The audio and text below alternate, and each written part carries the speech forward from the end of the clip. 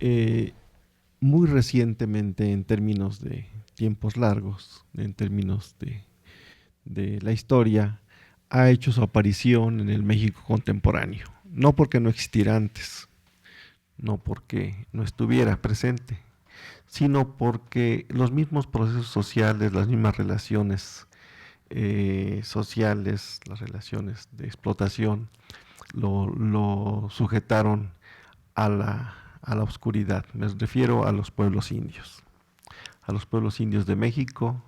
que como ustedes saben es hoy día uno de los sujetos protagónicos más importantes en la crítica a las formas en cómo se conduce el Estado y cómo se resuelve la problemática de la nación. Los pueblos indios en México hoy día es de uso común referirnos a ellos, referirnos a la problemática, referirnos a la situación en que viven, referirnos a la diversidad de lenguas, de culturas, de regiones, inclusive también a los distintos elementos que componen sustancialmente el hecho de que los pueblos indios se conviertan en un sujeto político en este país. Me refiero, por ejemplo, a la disputa ya,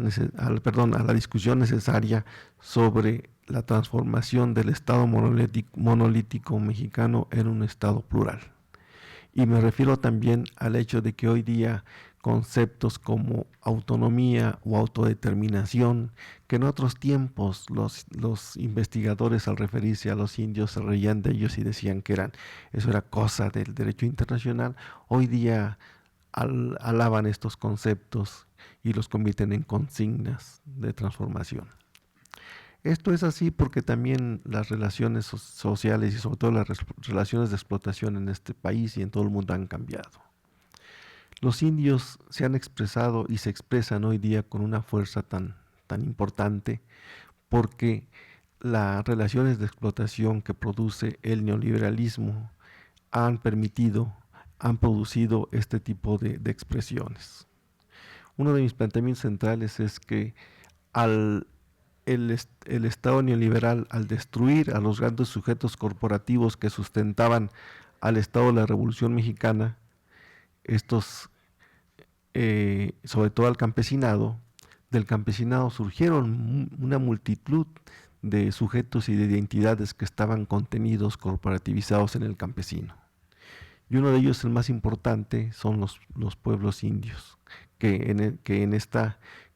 época son quienes, al buscar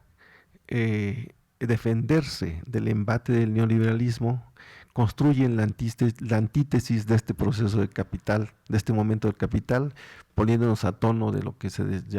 que se mencionaba hace rato sobre Marx y Feuerbach. Entonces, en ese sentido, los derechos de los pueblos indios o los derechos de diversidad cultural forman parte de la antítesis de que se construye con relación a la forma en cómo el neoliberalismo y sus relaciones de explotación quieren convertir a todo en mercancía, quieren convertir todo lo tangible y lo intangible en mercancía. Y en este sentido, esta diversidad de sujetos que vemos hoy día son precisamente ese resultado. El capital, al querer convertir en mercancía eh, bienes que en otro tiempo fueron de uso común o bienes que forman parte de los valores de la condición humana, también han hecho que las respuestas se conviertan en una diversidad de formas nuevas de lucha por los derechos. Y sobre todo estando a tono, ya que el neoliberalismo se sustenta fundamentalmente en dos situaciones fundamentales, que son el exceso de leyes, la judicialización de todo, es decir, hay leyes para todos. Hay leyes inclusive hasta para robarnos, ¿no? Nos roban las elecciones, nos roban el salario, nos roban todo, y todo es legal. Obviamente esta judicialización pues nos lleva también a una distancia cada vez más abismal entre el derecho y la justicia.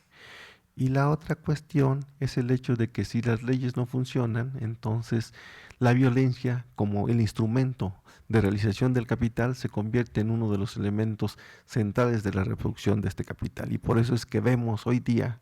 que la violencia es uno de los elementos cotidianos de la vida en nuestro país y en gran parte del mundo. Solamente hagamos cuentas de cuántos policías hay y de qué época de qué fechas a esta fecha se han llenado las calles de policías y de agentes del gobierno dedicados a la represión. Y por otro lado, pues también el otro tipo de violencia, que es, como les decía, el elemento central del capital en la realización de mercancías. Y entonces vemos cómo los sicarios, como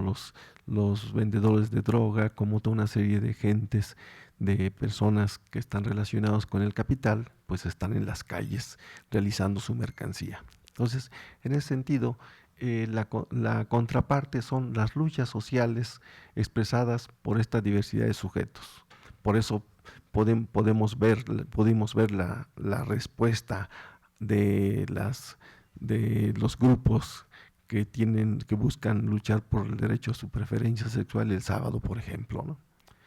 Pero más allá de eso, hay sectores, grupos sociales, sujetos sociales que marcan la pauta, y en este caso los pueblos indios están en el centro de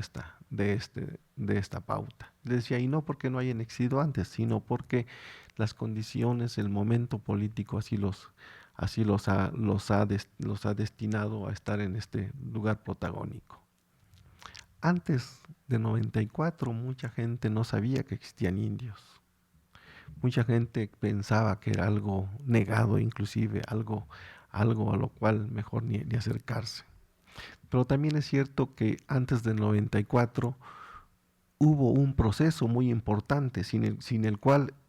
el levantamiento zapatista no se hubiera podido consolidar con el apoyo de los pueblos indios, que fue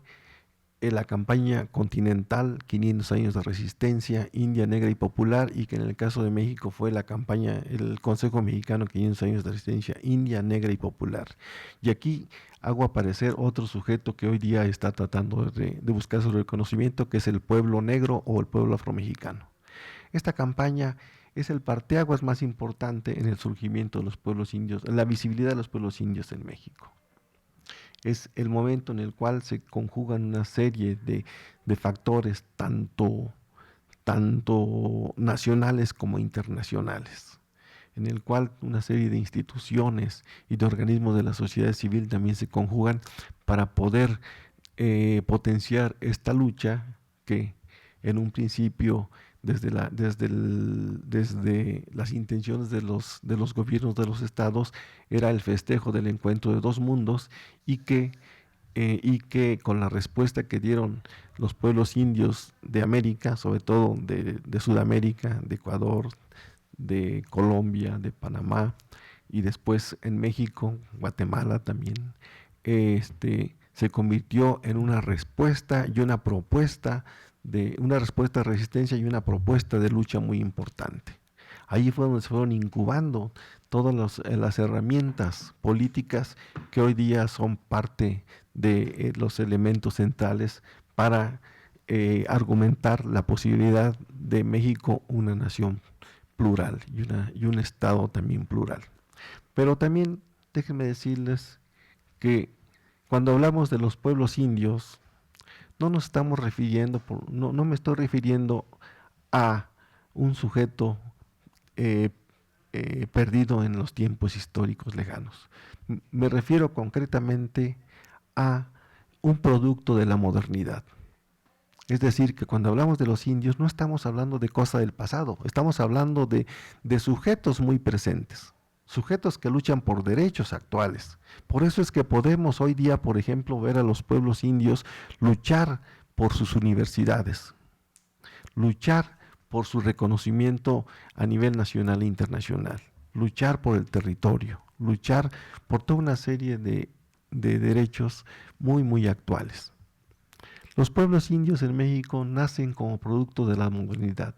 como producto de dos elementos centrales de esta modernidad. Es decir, uno que es el proceso de acumulación originaria del capital, este momento en el cual el capital necesita emerger y emerge de la rapiña y del robo y de la destrucción de las sociedades anteriores, Y el otro elemento que es el humanismo, que también tiene que ver con la discusión, tiene que ver con el momento preciso de la discusión en torno a quiénes son los seres humanos y cuál es la condición humana. Sin estos dos elementos, los pueblos indios no estarían presentes. Por un lado está la explotación, pero por otro lado también está la discusión sobre su condición humana y sobre todo los defensores de ellos o sus acompañantes. Y esto es muy importante porque a lo largo de la historia vamos a ver, inclusive en los tiempos más actuales, la campaña 500 años de resistencia y el levantamiento de los ejércitos zapatistas, vamos a ver a una institución que aunque es de origen colonial, en algunos de sus elementos han estado muy cercana a los pueblos indios y han sido uno de los elementos fundamentales para su persistencia en la historia, que es la Iglesia Católica en su sector más vinculado a la sociedad. En el caso actual, pues sería la teología de la liberación. No hay movimiento de los pueblos indígenas en el cual no esté al lado el sector de la teología de la liberación impulsándolo. En términos de institución colonial, pues sabemos que la iglesia es un instrumento muy conservador, muy fuerte y que la teología de la liberación es un elemento muy pequeño, pero sin embargo ha estado presente y ha construido de una manera muy importante el espacio para que los pueblos indios tengan una presencia y una defensa muy fuerte. Y en ese sentido también podemos encontrar cómo desde su propia construcción como sujetos subalternos dentro de una sociedad de castas, las comunidades empezaron a luchar primero por el reconocimiento de sus tierras. Y en este caso empezaron a hacer alianzas, no con los burócratas de la colonia, sino con el mismo rey para que fuera él el que haciendo una alianza con ellos tuviera contrapeso con su burocracia. Y más aún después, más adelante, vamos a encontrar cómo estas mismas comunidades, que es también el momento en que empieza a surgir la propiedad social de la tierra cuando se crean las comunidades agrarias, más adelante también vamos a encontrarlos en la construcción de espacios de lucha y sobre todo en la construcción de sociedades y espacios en donde ellos mismos van a apropiarse de espacios urbanos y en donde también vamos a encontrar como en muchas regiones en donde fueron marginados lo que fueron las congregaciones, los lugares en donde los españoles los hacinaban, se fueron convirtiendo en lo que posteriormente fueron las cabeceras municipales de los pueblos y las comunidades de la época colonial. Más adelante los vamos también a ver eh, en todo el proceso histórico luchando por sus bienes territoriales, luchando, inclusive en muchos casos los vamos a encontrar, como en el caso de la Reforma, comprando ellos sus territorios para que no cayeran en manos de capitalistas, como el caso de los condueñazgos y otros lugares. Y los vamos a ver también creando instituciones de financiamiento para ellos, como muchas cajas y cofradías que crearon y que armaron para poder ir financiando sus propios necesidades, tanto culturales como de administración de sus territorios y de sus gobiernos. Y obviamente como eran sujetos que no estaban en la condición de disputarle a los poderosos el gobierno, ellos fueron creando sus propias instituciones de gobierno. Crearon obviamente a imagen y semejanza de las instituciones poderosas y por eso podemos hoy día hablar de gobiernos tradicionales, de sistemas de cargos, pero también de una visión distinta de la justicia. Esto trasciende a lo largo del tiempo y también trasciende el hecho de que cuando se construye la nación mexicana es el indio un elemento central para darle sentido a la construcción de esta institución. Y esto, pues podemos ver, por ejemplo, cómo se utiliza el indigenismo para sustentar el origen de la nación mexicana. Vamos a ir encontrando entonces poco a poco cómo los pueblos indios han estado presentes en luchas tan importantes de la consolidación de la nación mexicana. Y los vamos a encontrar también presentes en momentos claves como estos momentos que estamos viviendo. Hoy día también para ustedes, muchos de ustedes es común hablar de los sistemas de policías comunitarias, por ejemplo. Es común hablar de las justicias ciudadanas. Esto es algo que tiene que ver con esta crítica y esta antítesis que hablaba al principio de lo que es la forma de vida que trata de imponer la sociedad, las élites más poderosas, frente a la falta de voluntad del gobierno y frente a las necesidades del capital. Lo que le ha quedado a las comunidades es buscar en su historia, buscar en sus herramientas políticas, buscar en su sentido de comunidad formas que les permitan hacer frente a los embates del capital y de los gobernantes e ir construyendo ellos sus propias instituciones republicanas. Darle sentido inclusive a valores humanos como la justicia desde otra lógica que no tiene nada que ver con la reproducción o con la forma en cómo se reproduce el capital en este momento en el cual las élites gobernantes, como ya lo dijeron aquí, están coludidas con los dueños del capital y sobre todo con los dueños del capital que financia la droga y que financia las grandes represiones y masacres que hemos estado viendo. Entonces, en ese sentido, las policías comunitarias, las justicias ciudadanas, los gobiernos que le llaman tradicionales, las normas de las comunidades se presentan hoy día como una luz en el horizonte por medio de las cuales pues la sociedad puede buscar una forma distinta de vivir, una forma más apegada a la condición humana, más apegada a las necesidades de las comunidades, y esto se ha convertido por eso en un área de disputa muy importante. No obstante, los procesos que muchos investigadores llaman de pronazolización, es decir, la forma en cómo se financia de manera discrecional lo que le llaman el combate a la pobreza, que no es otra cosa que es la forma de mantener a los pobres en un lugar adecuado para el capital, otorga de manera selectiva. Y esto pues lleva también entonces a